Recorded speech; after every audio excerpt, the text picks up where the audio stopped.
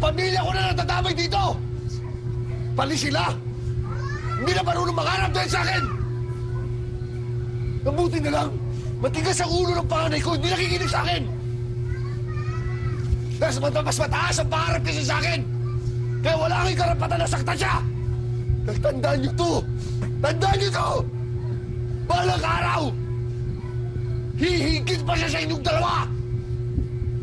Tandaan niyo yan! Mas mataas ang pangarap ni Roy, ang anak ko! Kesa sa inyo! Itakal yung sumpato yan! Halika na nga! Pasok na nga tayo sa loob! Ano?